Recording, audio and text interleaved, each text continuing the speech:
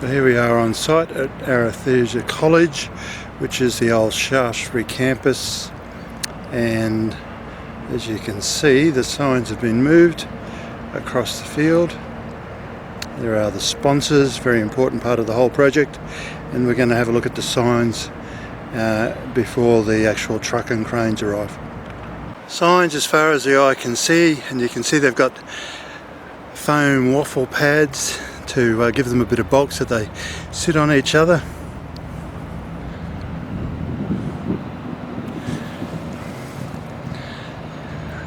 I suspect that the U here will be the last with that bulb on it. It's a bit hard. See how that'll fit.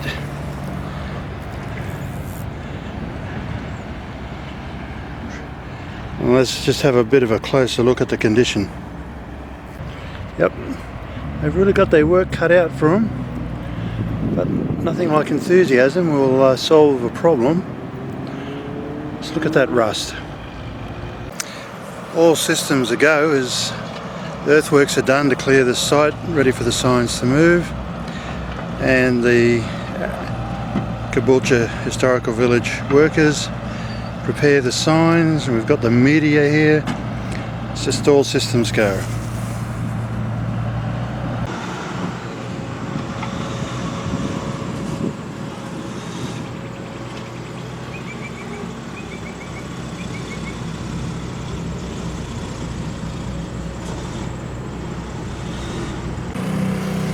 Here we go, the letter A is up,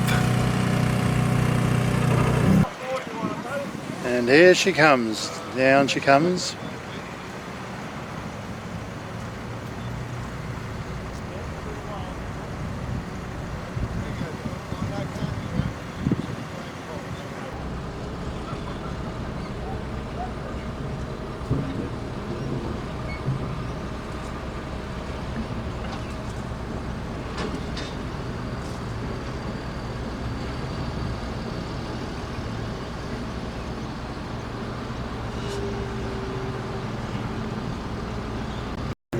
So that's the first stack done of 4, and just, you know, an amazing effort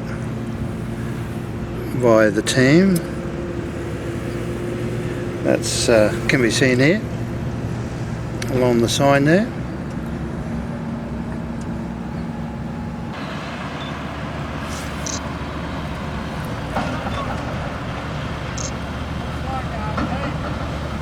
And here comes the T, a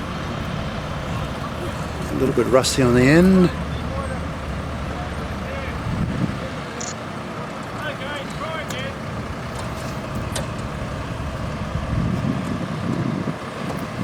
And with the loading of the T, we're actually going to depart and go to the other end and prepare for the arrival.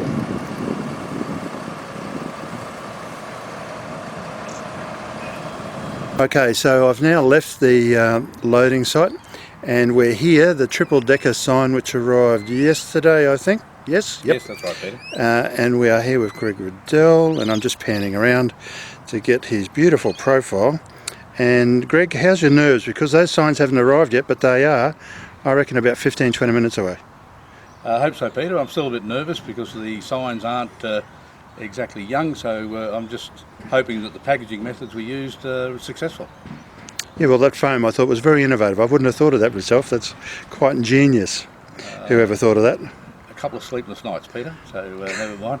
So where'd you get that? So the waffle? They're called waffle pods. They're used in the construction industry for under concrete slabs for housing. Oh, there you go. I knew them. Yes. But yeah, no, they were just cutting them up and laying them down, and they seemed to do the trick. Relatively inexpensive, Peter, in what it was, and kindly donated, and so all is good, and I'm just waiting for them to get here, and we will be using them again as we unload. Now, let's be fair to these guys that have really pitched in and helped. Tell us a little bit about the sponsors. The sponsors range from the truck that arrives this afternoon, the rather large low loader from Alzino's, a local earth moving firm, to Burpengary Cranes, who have been extremely kind. This is the third lift they've done for us. Right through to Rod's Trucking, who did the loads yesterday. You can see over to the side here those triple stacker sign from Fantastic Reproductions, who are the people who've done the signs advising people on the premises here where they'll be located. Even to the point of I've brought a friend of mine out of retirement to draft up the plans for submission to council, etc., and for the certifiers to get it through. And Skyreach have helped us, all local firms, and we're very, very lucky to have had that help.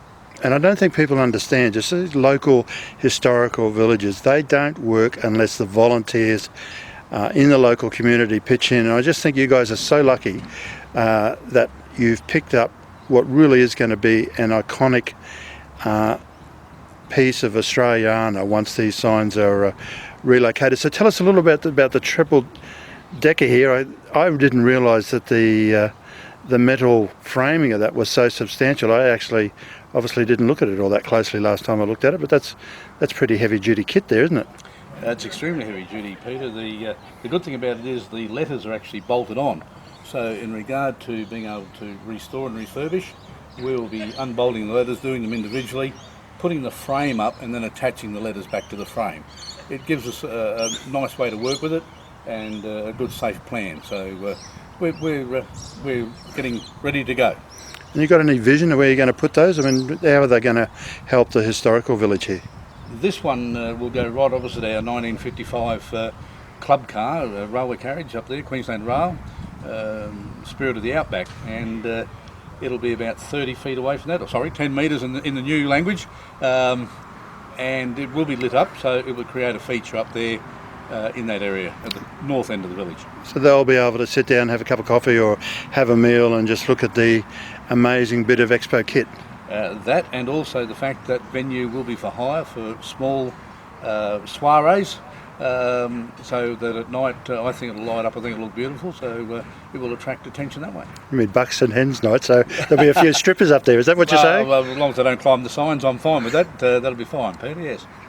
Very good. All right, let's call this a day and prepare for the big arrival, because once the big arrival occurs and the truck drives in, I'm off home because I'm going to be in trouble from my dear wife because I've been neglecting my house duties all day. Thank you and good afternoon.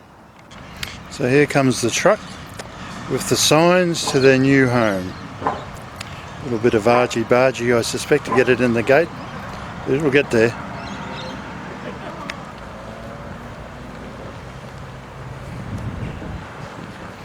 This is just a bit of neat driving going on here.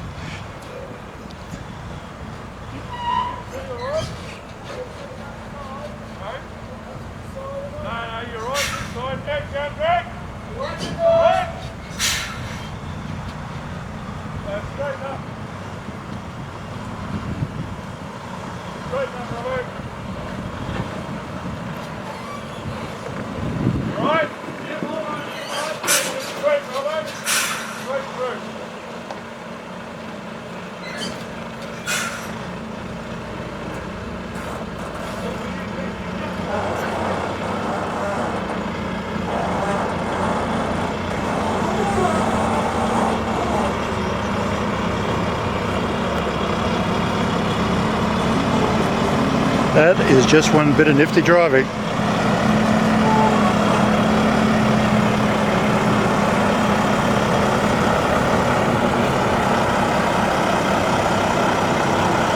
So they're here. Caboolture Historical Village, the new homes of Ken Doan's Australia sign.